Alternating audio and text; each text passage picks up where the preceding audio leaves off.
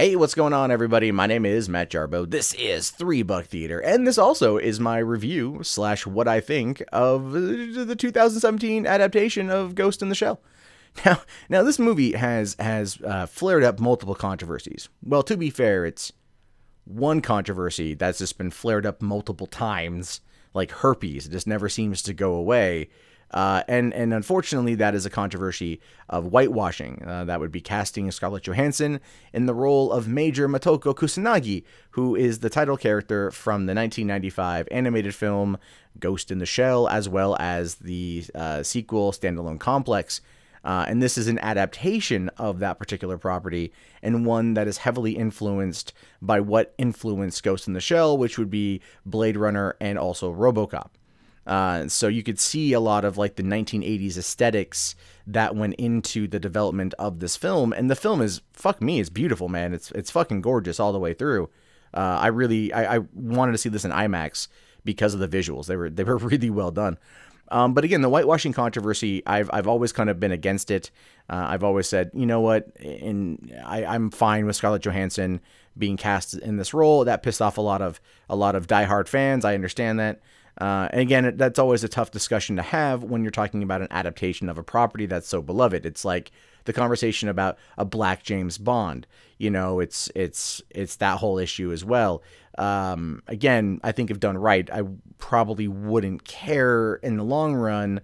But then again, I've also criticized Marvel for how it's changed its main heroes in order to fit other demographics. So again, it's a very touchy subject to talk upon.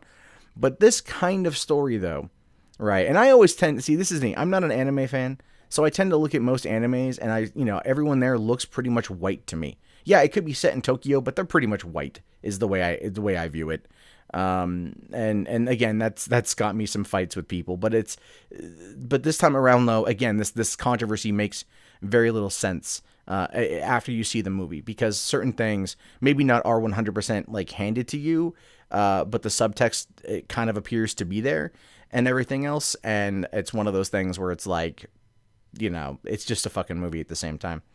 So those people have been like kind of going against it are now championing the fact that, that it's going to, the movie didn't do very well, and it's going to cost Paramount roughly around $60 million, and like IndieWire is saying, well, you should have listened to us. Wired is saying roughly the same thing. IndieWire also says, well, Paramount's going to like learn their lesson. And I'm like, you know what? Fuck you. Like, get off your fucking high horse. Movies success and fail all the time. They succeed or they fail all the time. Right. None of these people are going to come out and say, well, Ghostbusters fucking failed. I guess they should have listened to the internet on that one and not had a shitty movie. Doesn't really matter, but look, the thing is, reviewing this movie is going to kind of be, I guess, I don't know if I'm not going to really touch on the story, because I think people out there know the story essentially, but the highlights of it though are essentially this, and there's spoilers going forward. But if you want to know what I think, yeah, you should definitely check it out. Visually, it's stunning. Story's okay. Acting's, yeah, I like Beto quite a bit, or Baito, as well as Takeshi Kitano, because that dude's fucking badass in my opinion in general. So, like, I recommend it. Go see it. So the story, though, this is, again, there was another controversy where they said that they changed Major's name. Major, Motoko or Motoko, I'm not too sure how to pronounce it, but Kusanagi. And, in the original anime, she knew who she was. All right, like, that much I knew after the movie was over, because some guys were talking about it in the bathroom. But I've never seen either one of those films. I think I've already said that, but just to reiterate. And so, that was a big point too. She knew who she was. She knew she was kind of put into the cybernetic body. In this particular case, she didn't know. Major didn't know. That's why her name is Mira Killian. And again, it's kind of like saving the same initials was a little bit odd. But I looked at Mira as being short for miracle, because that's what the doctor kept saying in the beginning. She's a miracle, because she's the first one that's worked. Not the first attempt at it, but the first one that's worked. And ultimately, that's why the doctor was viewing her as a miracle and like calling her Mira, I believe. And then then you find out that she was built by I think the Hakan Corporation, and they deal in the cybernetics and everything else, the upgrades, the implants, and then they sell her off to work for a covert government operation called Section 9. Not a lot of not a lot of explanation as to why that takes place. She's a weapon. All right, get her ready and put her in the field, sort of thing. It's like no training montage, no nothing. And then it's like a year later, now she's major, and she's got the see-through bodysuit and everything else. And they encounter the terrorists, and she starts hunting the terrorists down, and in the process of it all, starts learning more about her past and finding out that she's connected to this person in ways that she never thought possible. And the whole time she's trying to understand what it is to be a ghost in the shell, like what it is to be human, trying to figure those things out again, and trying to grasp that particular part of her. And again, that's one thing I liked about Scarlett Johansson's actual performance here, was she came across very, very sterile at times, because she was like, there was that, am I human? Am I a cyborg? Where do I fit in the middle? And some of the way she walked felt very kind of robotic, like it's not natural human walking. And I enjoyed that there was a little bit of a change to her step. It was a little odd to see at first. It also felt like a grumpy teenager at times, or a grumpy young person that hasn't fully grasped life yet. And then that does come into play a little bit later on. So I noticed that while I was watching it, and I was like, oh, that's interesting. And then later on, I'm like, oh, okay, I kind of get it. So essentially, as she finds Kusa's the terrorist who's been mind hacking people who worked on the project that they were both a part of. She finds out that, essentially, he was the experiment, I would say probably before her, that failed, but he managed to escape. And then, at this point, Section 9 is kind of burned, and everyone, the Mr. Cutter who runs the Hakan Corporation, or Sciences, whatever it's called, sends people to try to kill him. That part didn't make, I get why they did that, but again, that didn't make a lot of sense, and that might just be in the anime as well. It's like, they kind of expose the bad guy, and the bad guy's like, well, I got a good deal with the government, so I'm just going to go fucking bring my troops in to kill you guys. And then it's like, okay. Again, didn't make a great deal of sense, but still was cool to kind of see the team kick a little bit of ass, even though they didn't really have much else to do at all in the film. But what I like about it, though, is the discovery of who Mira really is. That was really interesting, because the doctor, kind of like her mother, gives her the info before dying about where, what Mira's life was prior. And then, Mira goes to, this little rundown apartment building and finds this woman, and it's you figure it out. It's her mom, right? As she was whoever her human was prior was her mom.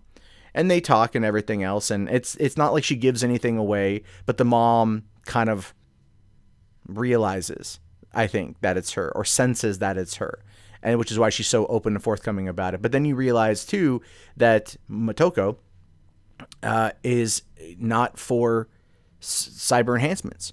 She's not for that kind of lifestyle. She doesn't want that kind of... She wants like a more...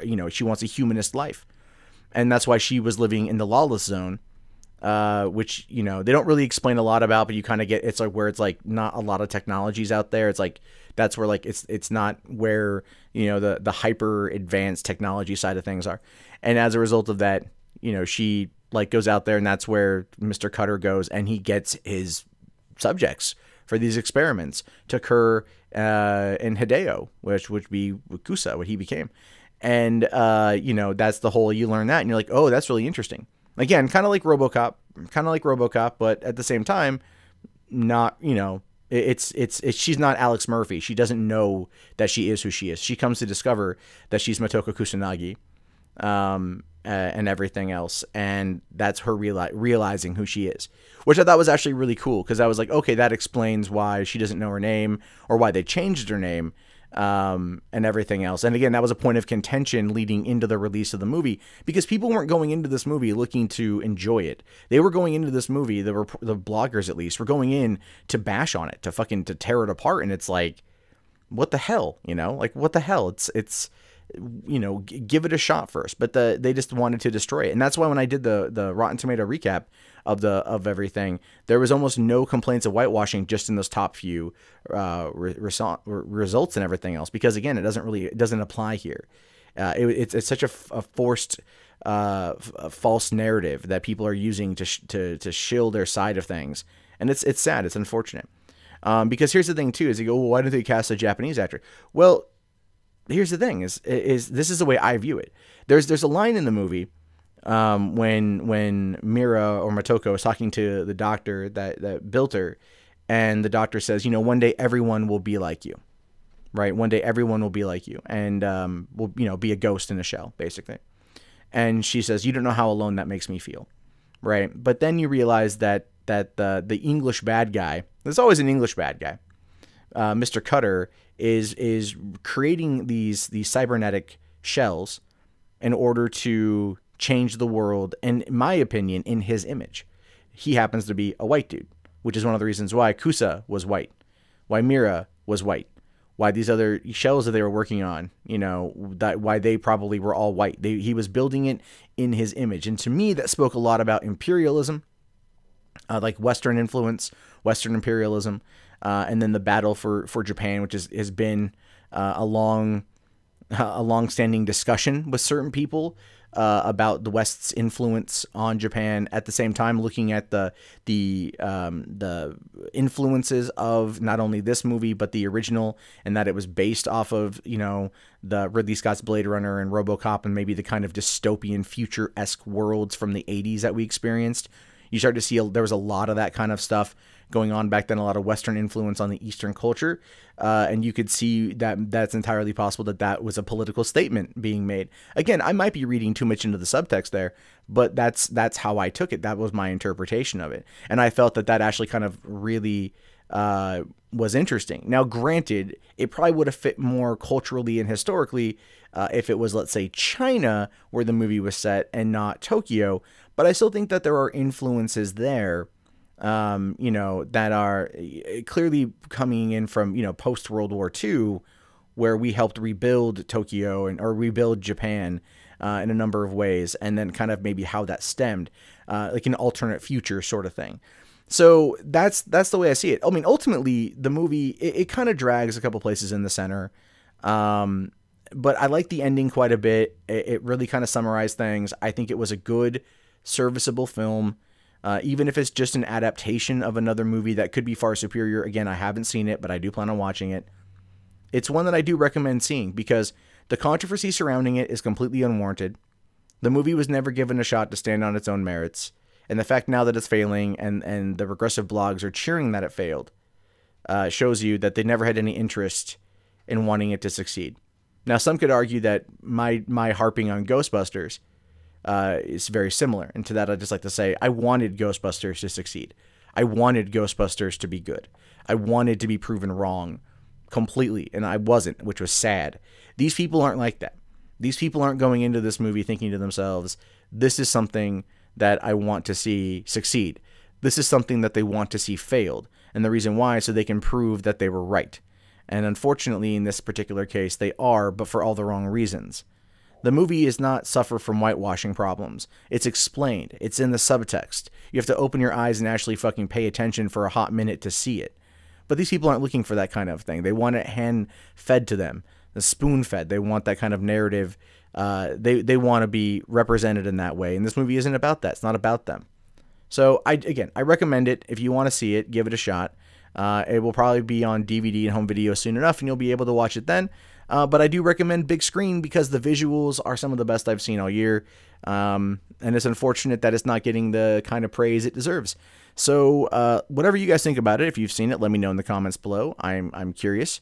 My name, of course, is Matt Jarbo. This has been 3 Buck Theater. I'll talk to you guys later. Have yourself a great day, and peace out.